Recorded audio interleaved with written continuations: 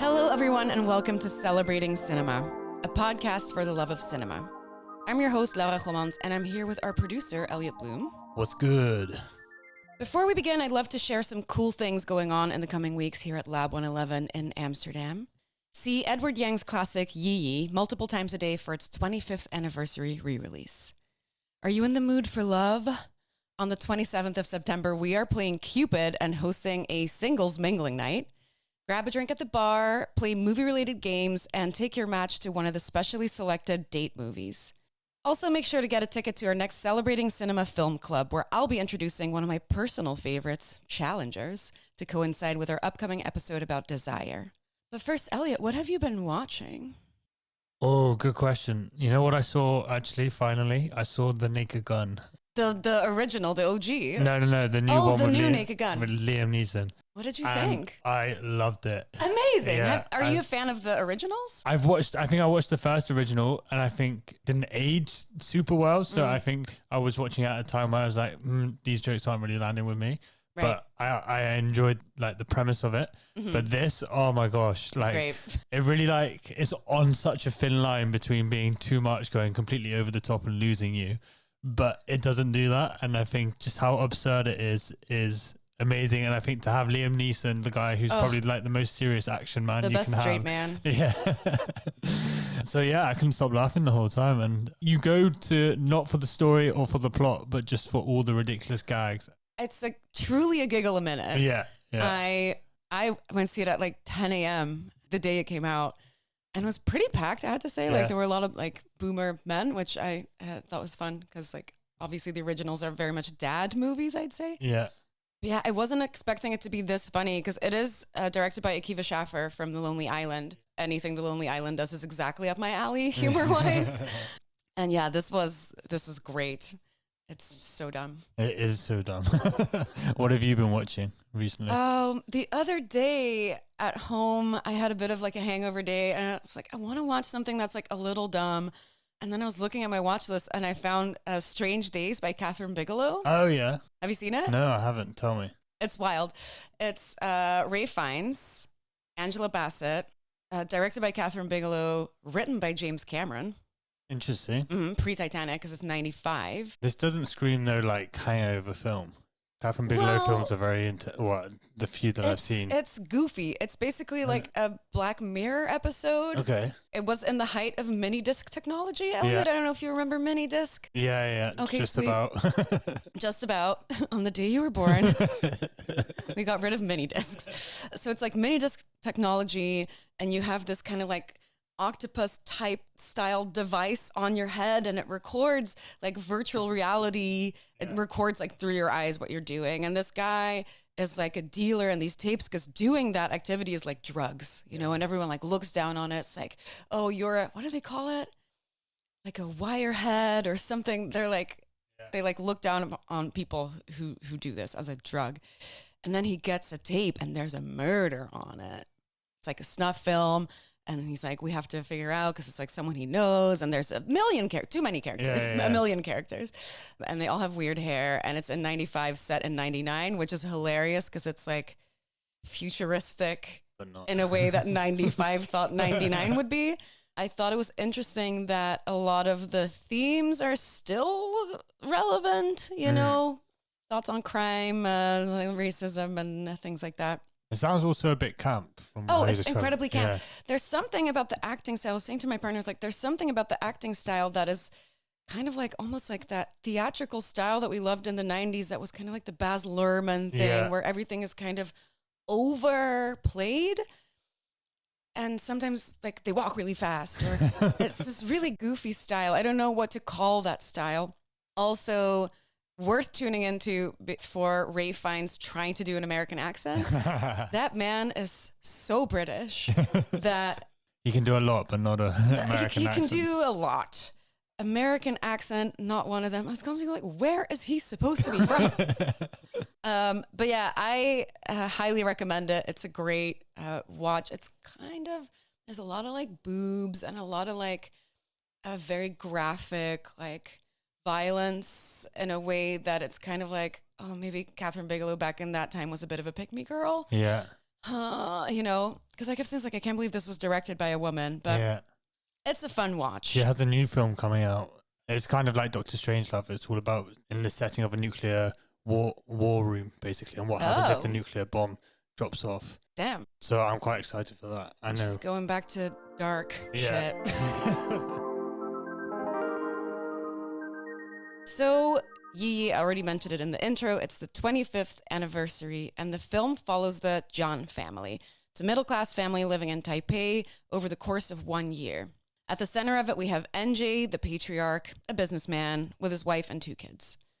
His brother-in-law gets married, and that day sets off several crises, as the grandma gets a stroke, and NJ runs into his first love from childhood. In the months following, NJ's wife struggles with the meaning of life, and the kids are facing their own struggles. NJ's dealing with his past, and here's a clip. Why are we afraid of the first time? Every day in life is a first time. Every morning is new. We never live the same day twice. We never afraid of getting up every morning. Why? I didn't see it until yesterday. First time ever. Because it's always on like the Letterboxd 100 best movies you have to see, and the New York Times like best movies of the 21st century. And I was like, I have to see it, but I'm gonna wait till it comes to the big screen because I knew I could always rely on trusty old Lab to bring it back. So I was really happy that I got to see it on the big screen because it's a long movie. Yeah, it's hitting on 3 hours, I think. But I thought it was amazing. I thought it was incredible. It was also my first time watching it. I was expecting something big, but probably not something to this extent. Mm-hmm. And I really came out of it, felt like I had changed in some way because of what you watch. And I watched it about a week ago now.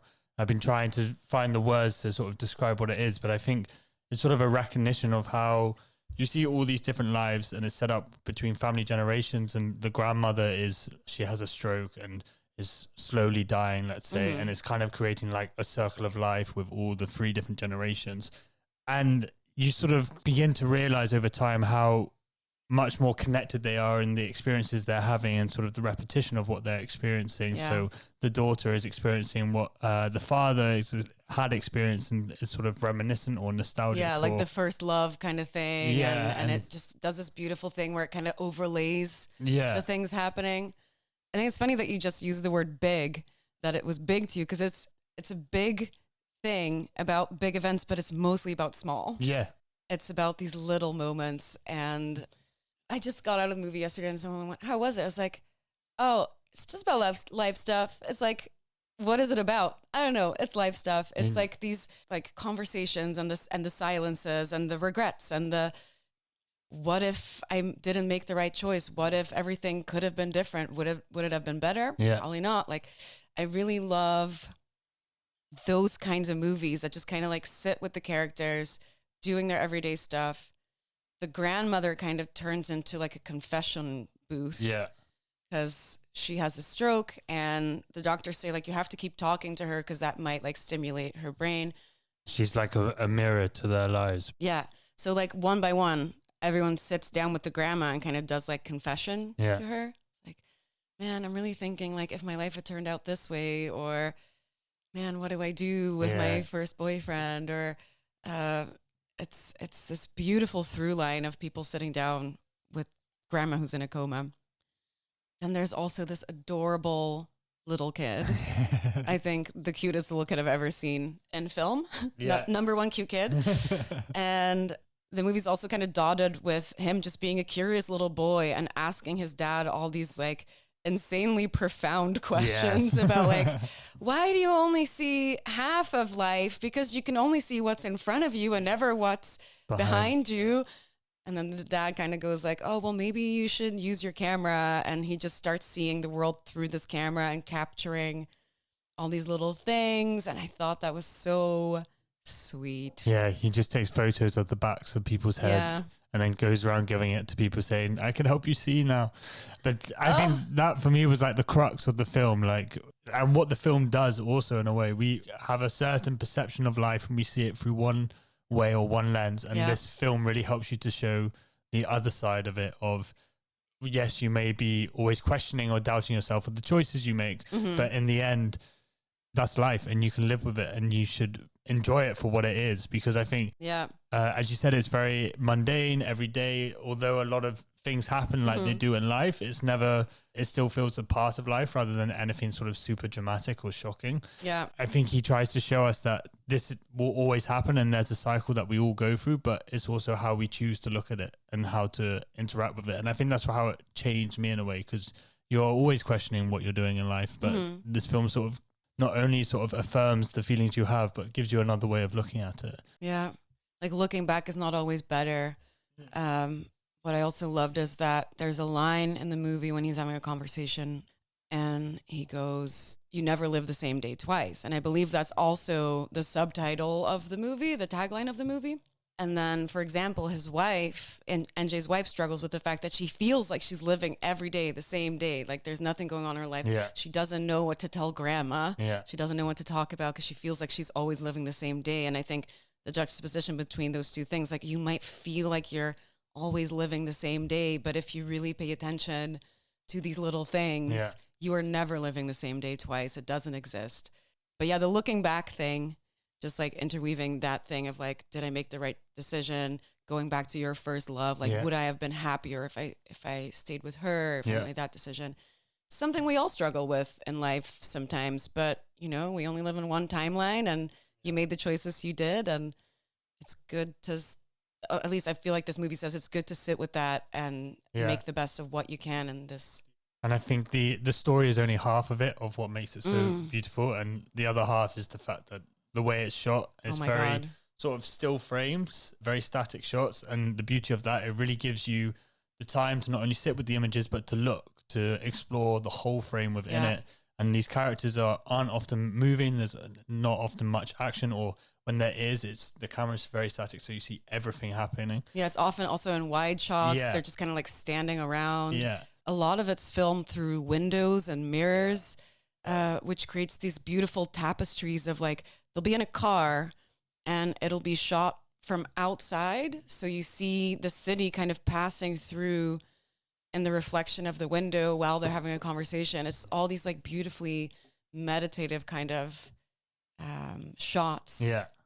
And like outside of a bagel shop or something, and you see the reflections in the windows, and you see them having a conversation in the bagel shop, or a lot through mirrors as well. I thought it was a beautiful choice. I think this was Edward Yang's final film. And I just love these films where you really feel the director is talking to you directly. Like the characters are just a vessel for him to say something. So and there's a conversation between the daughter and a boy she's on a date with, and they're talking about film and cinema. And the boy is explaining how his uncle says that going to the cinema is like living 3 times, because watching films makes you live double the life that you could have. And I think that also captures so well what cinema is, or what, at least for me, why I love it, because it took your breath away. You couldn't like not take your eyes off it. It does feel long. I mean, normally when like a good film and it's 3 hours, you say like, it didn't feel like 3 hours. Yeah. No, this felt like 3 hours, but in a good way. Yeah, exactly. It's very intentional, because by the end you watch time pass in a very similar way, and you see how profound the lives that they have, but how simple and mundane it is at the same time. And wow, I'm definitely going to be going back to watch this film again. Yeah, masterpiece for sure. Yeah. Yeah, because it has 97% on Rotten Tomatoes. It won Best Director at Cannes. And yeah, as I said, it's often regarded as one of the best films of the 21st century. And now I finally know why. Okay, one battle after another. Oh shit. Oh, shit. This is what you came for. Yeah.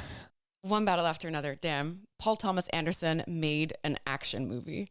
Do we need an action movie directed by PTA? Turns out, yes. The movie's loosely based on Thomas Pynchon's novel Vineland, and it kicks off with Leonardo DiCaprio and Tiana Taylor as part of a quite explosive revolutionary activist group called the French 75. Hot on their heels is Colonel Lockjaw, played by Sean Penn. He's a white supremacist, but he's also obsessed with Tiana Taylor. 16 years down the line, we see Leonardo and his 16-year-old daughter, played by Chase Infinity, dealing with the consequences of the French 75's actions. Here's a clip. I don't know if you remember, but we spoke earlier on the phone. I think we had a little misunderstanding. I think we got off on the wrong foot. I was trying to get the rendezvous point for my daughter, Right. Willa. If you can't answer what time is it, I cannot give you the rendezvous point. This is a key tenet of the rebellion text. I'm surprised you can't name it. I don't know if you are who you say you are. Laura. Yeah, Elliot. One battle after another. I think this film is the best film of 2025, maybe of the 2020s. Damn. Yeah. I think big claim to make, but I think... No, I think you might be right. Oh my gosh. So I had no expectations going in. Tom did mention that it was brilliant and he wasn't going to say anything more when he watched it. We got to see it in the IMAX, and because it's shot on VistaVision, it is one of the ways to go watch it. Me personally, I'm going to see it on IMAX, but also here at Lab as many times as I can. Yeah.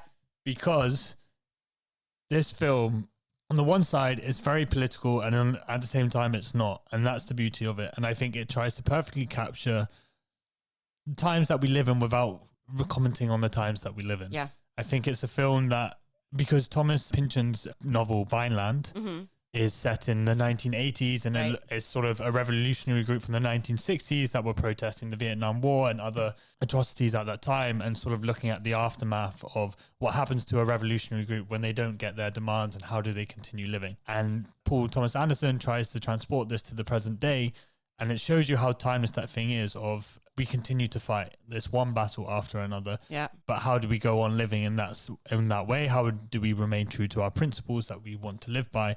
And as my man Vin Diesel always says, it's also always about family.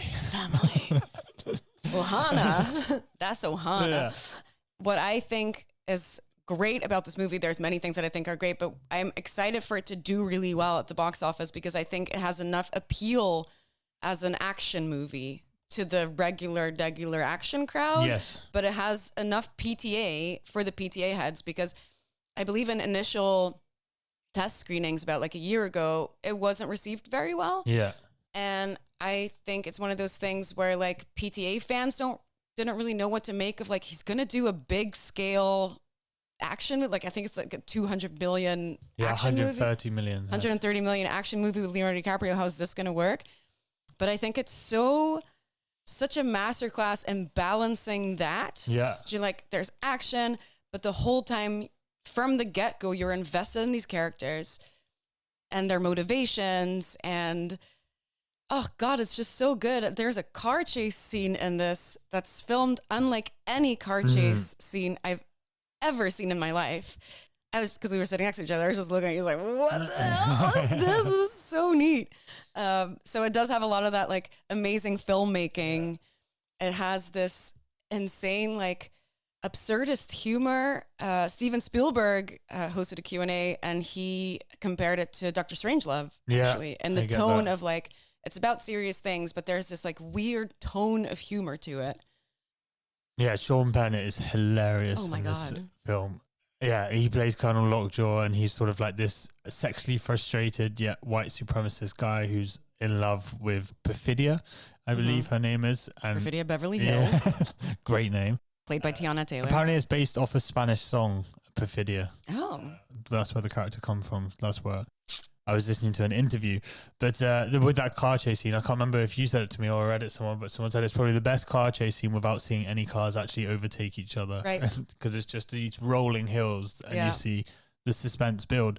It's a brilliant film. And I think at the base of it, I think this is everything a film should be. Like trying in some ways to respond to the times we live in and the feelings that we're dealing with and make sense of that. But it also shows you can make a brilliant action film with heart, and it can be brilliant without having to do like, sorry for all the Mission Impossible fans, but just the same old stuff, but let's do crazier and crazier stunts. and let's do 1,000 flashbacks. Maybe we can get into sort of the story a bit more. But so Leonardo DiCaprio, who is Ghetto Pat, so he goes from Ghetto Pat to Bob, and he's part of the French 75, as you said, and he's known for his explosive knowledge, often detonating big fireworks as a distraction and celebration when they infiltrate sort of migration borders to release illegally held immigrants.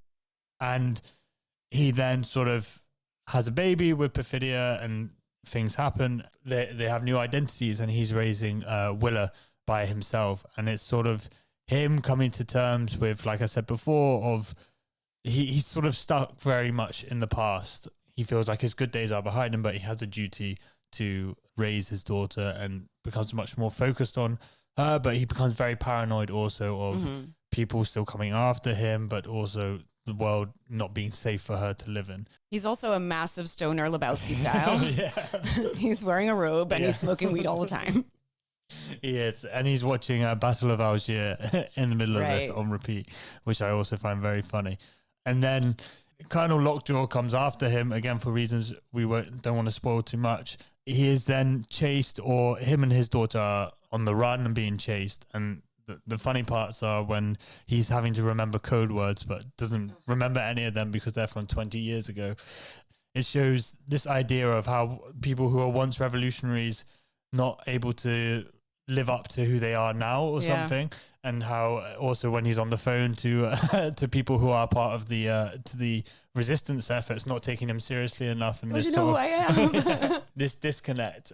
I did see a similar through line with Edward Yang's Yi of sort of connecting the past, present, and future Interesting. together in similar ways. I think there's a recognition that perhaps Bob's character didn't achieve what they set out to achieve, and again is left to live sort of in exile almost in a very small town, and then putting all his hopes and future into his daughter Willa, who perhaps has a more open mindset. She actually uses the right pronouns of her friends, unlike unlike Bob and stuff, who which is also I found quite again captures really well. So Bob to us perhaps, or to Gen Zs, would look quite backwards because he doesn't use the right pronouns. He's quite aggressive, all this kind of stuff. But really, he was fighting for the same things that we're fighting for today. Paul Thomas Anderson really captures those contradictions really well, but also that humor really well. Like, I couldn't stop laughing throughout the film as well. Oh my God, it's so funny.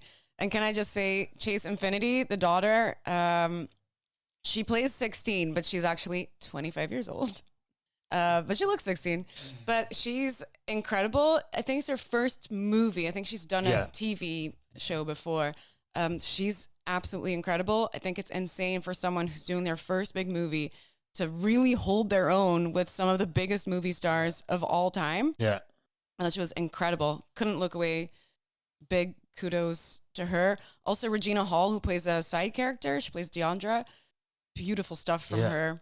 And also, I have to say it, and I've said it before on the internet, I hate when they make me like Leonardo DiCaprio. Yeah. I'm sorry. I think he's a fucking loser in real life, but he's one of the best actors we have, and I will admit when I'm wrong. Yeah, it's annoying because there's also, again, a certain irony that given his own political choices and his inability to live up to the things he claims he's fighting for instance, the climate crisis, that he's then this guy, Bob. Yeah, well, just to give some context to that, because I posted about this on TikTok, and then a lot of men came out, was like, what's the problem with DiCaprio? Well, so there's obviously the girlfriend thing, I think that doesn't have to be repeated. But then there's also the fact that he's now investing millions into building an eco hotel in Israel. Yeah. That's sinister. And there's just a lot of things about him. He went to jets. He went to Bezos' wedding. He loves private jets. And then he's like, I love the world. And it's like, why don't you do something for the fucking world? That and the girlfriends, because I think that's sinister as hell. Diabolical. Someone that we also need to give a shout out to is Benicio del Toro, who plays Sensei. And again, what I loved about this is he was actually giving me Wes Anderson vibes. Totally, because he's so, But it works so well in this environment because not everybody else is the same sort of stilted kind of character. And so then there's this contrast that plays really well. It just makes me think of how like Paul Thomas Anderson is willing to sort of dip in and out of all these different genres and styles and mix them in such a cohesive way that I think other filmmakers are afraid to do or are very comfortable sticking to what they know. Yeah. And again, I think is his name John Greenwood? Johnny Greenwood. That was next up on my list. We got to give a big shout out to Johnny Greenwood. I wrote down in my stupid little notebook, it's like Johnny Greenwood is like another character in the movie. He's the composer. He's the composer. He's famously the guitarist in Radiohead. Yes. And he did great. He always does great. He's worked with Paul Thomas Anderson a lot. And I think his score here is very interesting because it does this thing where it's like almost like in Birdman, where it's like this constant kind of like tapping, but it has this like janky dissonant piano Yeah. that's playing the whole time in the background, just giving you this constant feeling of unease. Yeah. Often single keys as Yeah. well. So Bling, like bling, bling, bling, almost bling, like an bling, alarm bling. or Yeah. detonator about to go off. Yeah. You feel the tension. And then also whoever's doing the needle drop moments, oh my gosh, Chef's Steely Kiss. Dan. Oh, You know how much I love Steely Yeah. Dan? Steely Dan gets a needle drop and a mention. there's so many. 5 stars. Yeah. There's what, Ready or Not as well, comes in at the perfect time. Yeah. There's so much to talk about this film Yeah. because it is brilliant. Not enough words for it. And I think this is a film we'll go on talking about for a long, long time. Instant classic. Yeah. Also nearly 3 hours, so that's the theme. I think I said to you after watching this film that I think PTA has probably now cemented himself as probably, at least in my mind, the greatest filmmaker of his generation. I mean, to think- me, he was already Yeah. there, but this was like, this really drove it Yeah, home. I think maybe he could be criticized, maybe the wrong word, but for not being able to make a big blockbuster film. But this is exactly it, and I think He was just like, hold my beer. Let me make the biggest, Yeah. coolest blockbuster that we're going to be talking about for the next 40 years. But I highly recommend you go see it. It's playing right now at Lab and other places. The movie Him. I am him. I am him. We are all him. Are we? I don't know. Let's see. Him, loudly heralded to be produced by Jordan Peele, but no one seems to pay mind to who directed it because that was not Jordan Peele. It's relative newcomer Justin Tipping, who so far has done, quote unquote, over 20 episodes of TV, and the movie kicks, according to his website. We start the movie on a young boy whose father ensures him that one day he'll be as great as star quarterback Isaiah, played by Damon Wayans. Then we cut to him as a star player with huge potential. He suffers a head injury and takes the opportunity to take a week-long boot camp with Isaiah, the great one, to become the GOAT, the greatest of all time. Or will he? Here's a clip. This ain't no game. This ain't no game, man. This is everything. You are not your father. Does Cameron Cade want this? Yes, I want this. Then what are you willing to sacrifice? Everything! I'm so sad. I'm so... I had really high expectations for this film. Me too. The concept of it, I thought, was brilliant, but that's all it was. And I don't think it ever got out of the concept idea. And I just kept thinking to myself, oh, what would Jordan Peele do with this film? But this is what I've been discussing with my friends. It's like, what does he see in this? And because he hasn't been doing any promo, which is not common for a producer to do promo, but like, Yeah. I really feel like, I don't know what happened here. Just to kind of like catch you up if you haven't seen it, because there was one other person in my screening yesterday. Anyway, it's this story, and he goes to this boot camp with Isaiah, who is the GOAT, the greatest of all time. He wants to be the GOAT. So he goes into this week-long training camp, and it's chaptered in 6 chapters. The first chapter is fun. Is there fun to be had? No. The second chapter is poise. Do we teach him anything about poise? No. Leadership, resilience, vision, and sacrifice. And none of these make sense with the thing that follows. Yeah. And I think the whole movie it's constantly like patting itself on the back for being so deep and being so mysterious and weird that I feel like its defendants will be like, you just didn't get it. And there's nothing to get. No. It's strung together by a slew of semi-deep quotes about what it takes to be the greatest. I had nothing before I had football. No guts, no glory. Real men make sacrifices. And it's like, I get what you're trying to do. You're trying to say that this is a toxic culture that's run by the elite, and they're sacrificing basically these boys and their entire lives, blah, blah, blah, blah, blah. We know. There was a quote, Elliot, I want you to help me make sense of this, where Isaiah mysteriously in a sauna says to the guy whose name I don't remember. I saw it yesterday. And he says, "You're starving to death in prison and someone offers you food or freedom. Do you really have a choice?" Meaning, like, of course you choose food. And I go, you choose freedom and then you get a fucking sandwich. This isn't as deep as you think it is. Like, he's doing all these, like, things. Also, Damon Wayans is delivering every line with, you can just see the thought in the back of his head going, this is going to be so fucking great. Yeah. I'm going to make a meal out of this. Like that. Oh my God. Anyway, I've been talking for 37 minutes. Please. No, but there was no depth to Isaiah's character as well. Like there was certain moments where perhaps you could see him break, or there was something underneath, and the film never gave it a chance to go further into that. I think the connections it tries to draw between sport, religion, and how American culture in particular has sort of commercialized it to such an extent that they're basically stock or cattle being herded and raised is very important and relevant to talk about. And I think I'm all for it if films want to go down this route, but it doesn't go anything further. It's like, I didn't come out and learn anything different or new or open my eyes up. And I was also thinking, like, how the trailer, not obviously you shouldn't base anything on off a trailer, but the trailer gave it a more horror vibe or something more thrilling. And I would like to have seen it gone a bit further down that route rather than anything else. Then it just became more commentary. Yeah. So what I feel about the horror part is that it does horror in a way that is exhausting. So imagine this scene. Okay. So he's walking through this like big, like concrete, like brutalist hallway, and it's evening and it's dark, and he's walking through this down this hallway, and then behind him around the corner, a football comes rolling up and he's like, what's this football doing here? And then he bends down to like pick it up, and he has like a flash. It's a flash, and it's all these mascots going, ah! And then he's like, what was that? So it's that. It's that. It doesn't do anything. And there's a lot of gore. There's a lot of like stabbing and ripping people apart and things like that. So it's gory, and it does these things where you go, okay, here comes a jump scare, strap in. Yeah. And then it does that thing of like the mascots, because if you're not the goat, you're just a mascot, is what they keep repeating.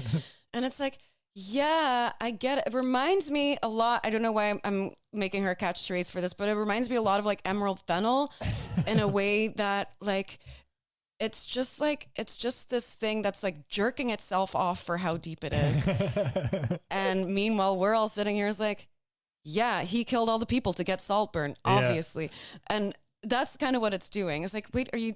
Perhaps this film does worse because it has the tagline produced by Jordan Peele. Yes. Because you have the expectation that, or at least for me, that, oh, maybe it's going to be similar to Get Out, where it builds to something that it's going to really reach a climax, but it just tells you everything straight from the start, and then it just explores that world. And it's like also shot in such an annoying, like classic kind of, I felt like I was watching like a sport commercial. Music most video, of the time. sports commercial. If you want to make a music video, make a music video. Like, I watched it with a friend, and they said it best. It's like the boys' version of Substance. yeah, okay, I see. Or Substance for the boys. Like, Substance for the boys, except the substance was fun. And this is the whole time I just... I don't know. Also, the boy Cameron in the movie, played by Tariq Withers, he delivers every line with the spice of a bowl of oatmeal. It's truly just like, there's a scene where he has to throw the ball good, and if he doesn't throw the ball good, someone's gonna get shit kicked in the face by whatever. And the way he responds to this is not with the appropriate amount of horror. It's just like, I wrote down a line that he said, what is happening? What's going on? And it's just, there's nothing to his performance that conveys the actual anxiety that you would have if you would find yourself in a situation like this. Also, Julia Fox, bless her little heart, not an actress. But I thought it was perfect casting because she plays probably exactly who she is in real life. That's so true. I was happy with that. Then also we have comic relief coming from Tim Heidecker, who somehow signed on to this, and Jim Jeffries. Jim Jeffries is comic relief, coming in with hilarious one-liners like, I work so hard I don't even see my kids. I don't have kids. But if I did, I wouldn't see them. And it's like, just not even a corner of my mouth could muster up. It's, oh man. It tries. It really tries. I don't feel it does.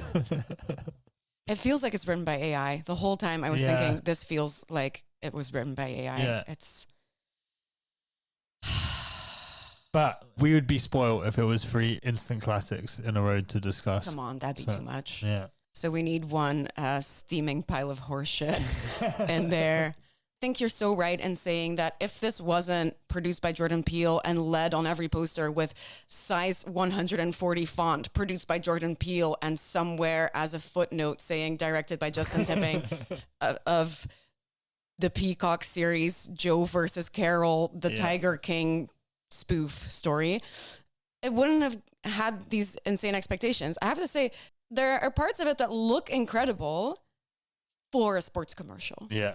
Yeah. But it never looks like a movie. It never feels like a movie. It constantly feels like, remember like back in the 90s and 2000s, music videos would have like a 1 minute like little video before it, like setting up the story of that's what it felt like. Yeah. I just felt like at any point someone could like break out into song or rap. Yeah.